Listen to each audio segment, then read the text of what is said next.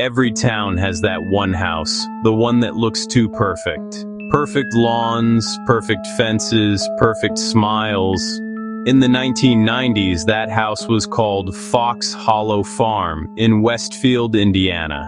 A mansion owned by a successful businessman, a husband, a father, named Herbert Baumeister. To the neighbors, he was eccentric, maybe a little strange, but harmless. No one could imagine that behind the polished walls of that estate, a nightmare was quietly unfolding.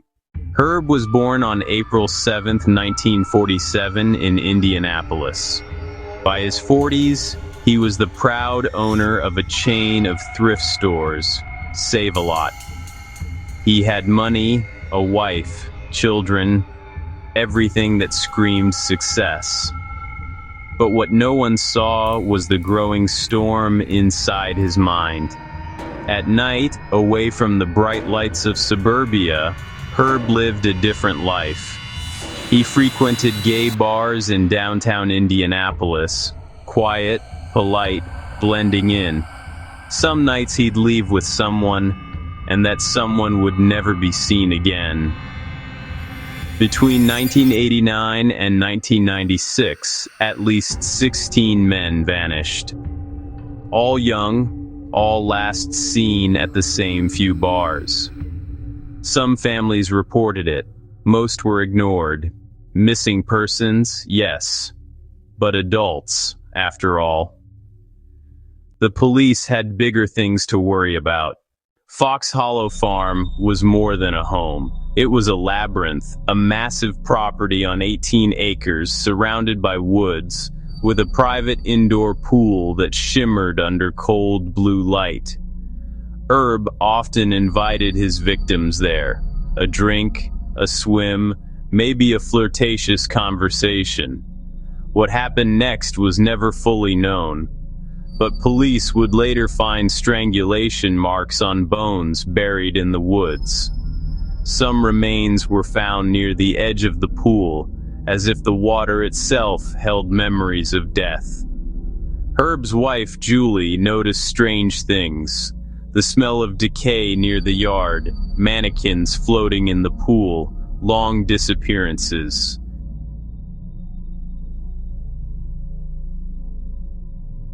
And when she left him, she left behind a secret far darker than she could imagine. In 1996, an employee from Save-A-Lot went to the police. He had seen bones, real human bones, in the backyard of Fox Hollow Farm. Detectives arrived quietly, without media. What they uncovered would scar Indiana forever. Over 10,000 fragments of bone were recovered, enough to identify at least 11 victims. But forensic experts believed there could have been 20 or more. The backyard, the woods, even the basement, all were burial grounds. The facade of success had finally cracked open, revealing what was underneath, a predator hiding in plain sight. Before police could arrest him, Herb fled across the border into Ontario, Canada. He checked into Pinery Provincial Park, alone.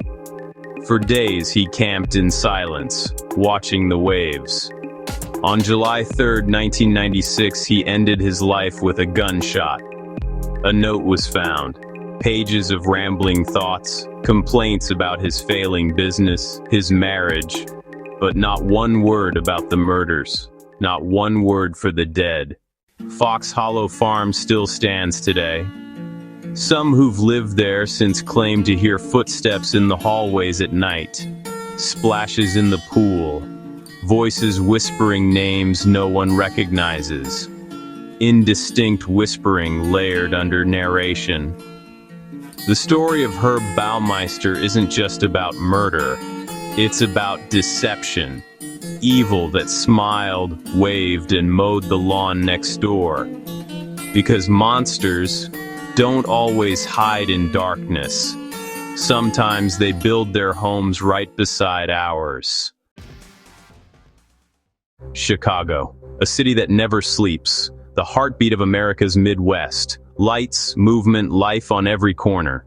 But between 2008 and 2010, in the shadows of these streets, something hunted at night. While crowds filled the loop and music spilled from Southside bars, a predator walked among them, calm, silent, invisible. His victims were women living on society's edge, unseen by most, forgotten by many. And in the empty buildings that dotted Chicago's South Side, the city itself became his accomplice. His name was Michael A. Johnson Jr., born in 1985, just 23 years old when he began killing. Between 2008 and 2010, he prowled the neighborhoods of West Pullman and Roseland, luring women to abandoned houses, sometimes vacant lots. He'd been described as quiet, polite, unremarkable, the kind of man you'd pass on a crowded train without a second thought. But once the sun dipped behind Chicago's skyline, Michael became something else entirely. November 2008, Eureka Jackson, 38, was found strangled inside a boarded-up building on 117th Street. January 2010, Leslie Brown, 28, discovered lifeless at 119th and Wentworth Avenue. March 2010, Siobhan Shea Hampton, 29, found behind an old chicken restaurant, her body hidden beneath debris. 3 names, but detectives suspected there were many more. The South Side was a place of contrast. New condos a few blocks from abandoned shells of homes left empty after the 2008 recession. Whole stretches of streets became ghost towns, forgotten by landlords and the law. These dark corners became Michael Johnson's hunting ground. He'd lure women inside, promise warmth, a drink, a place to rest. Once the doors closed, only silence followed. The walls, already crumbling, absorbed every scream. Neighbors would later say they heard strange sounds, furniture scraping, a single thud, then nothing. But in cities like Chicago, noise is constant, and the cries of the forgotten are just more static in the night. For nearly 2 years, the murders continued. Many victims were dismissed at first as overdoses, accidents, or unsolved assaults. It wasn't until early 2010 that detectives from Chicago PD began to notice a pattern. The same method, the same neighborhoods, the same narrow window of time. The break came from DNA. Samples recovered from multiple crime scenes matched a single profile, and that profile led to one man, Michael A. Johnson Jr. On May 30th, 2010, he was arrested after yet another attempted assault. The quiet man from the South Side was now known as a serial predator who'd haunted Chicago for years. In 2014, Johnson was convicted and sentenced to multiple life terms, over 200 years behind bars. During trial, he barely spoke. He never confessed, never explained why. Prosecutors said he targeted women he believed no one would miss, a belief that let him kill again and again, unseen beneath the glare of streetlights. In the end, justice came, but closure never did. Dozens of unsolved strangulations from that era still echo his methods, leaving many to wonder if every victim was truly found. Today, Chicago moves on, busy, alive, unaware of the ghosts beneath its streets. Those abandoned houses were torn down, rebuilt, or forgotten. Yet when night falls on the South Side, locals swear they sometimes hear a whisper in the wind, a name, a plea, a reminder. The South Side Strangler is gone, but the shadows he left behind still breathe.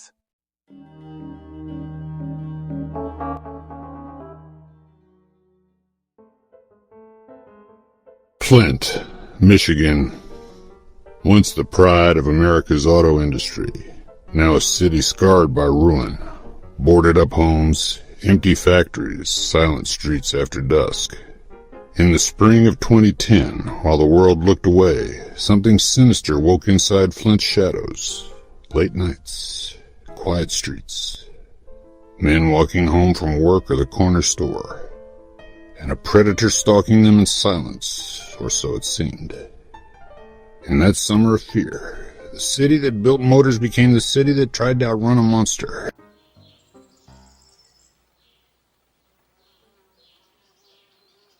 His name, Elias Abuelazam, born August 29, 1976, Israeli-born immigrant in the United States.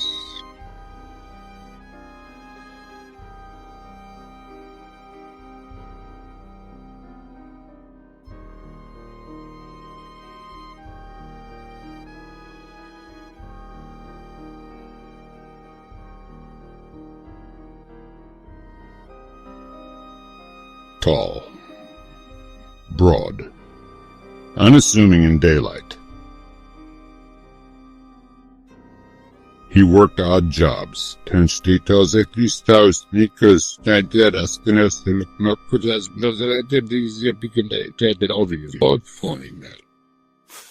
from then.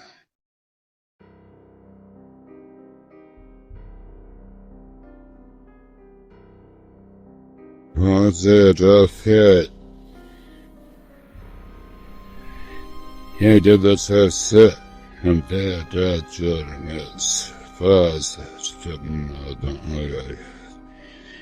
I knows my shows say that's my shape. It did here,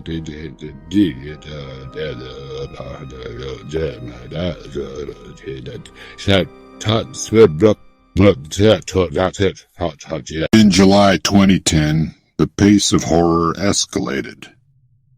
On July 23rd, a 21-year-old man stabbed on University Avenue. On July 26th, a 43-year-old veteran named Darwin Marshall found fatally stabbed near Garland Street. The next day, July 27th, 26-year-old Antwine Marshall was ambushed as he walked into his apartment, stabbed repeatedly after being asked to open a vehicle hood. Each attack followed the same disturbing script. Victim alone. Night or early morning. Sharp blade. No robbery. The killer left calm. The city left terrified. And through it all, Flint's factory stood silent. The streets watched. The streets watched. The streets watched. Watched. The streets watched. And the killer moved in plain sight. The investigation finally connected the dots. Surveillance footage captured a dark Chevrolet Trailblazer. Witness descriptions matched. Victims reported a large white man asking for help. On August 11th, 2010, Abuelazam was arrested at Atlanta's Hartsfield-Jackson Airport as he tried to board a flight to Tel Aviv.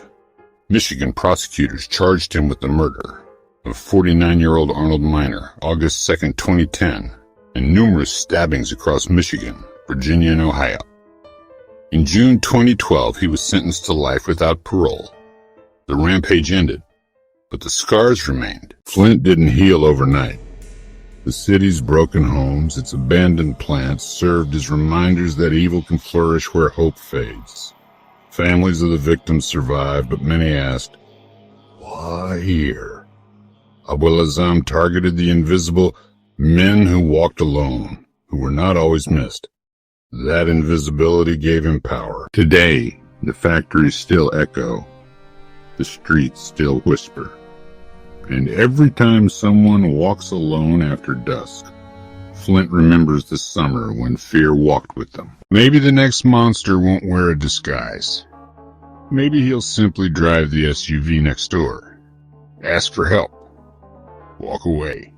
Because evil doesn't always hide in shadows. Sometimes it sits silently in the driver's seat.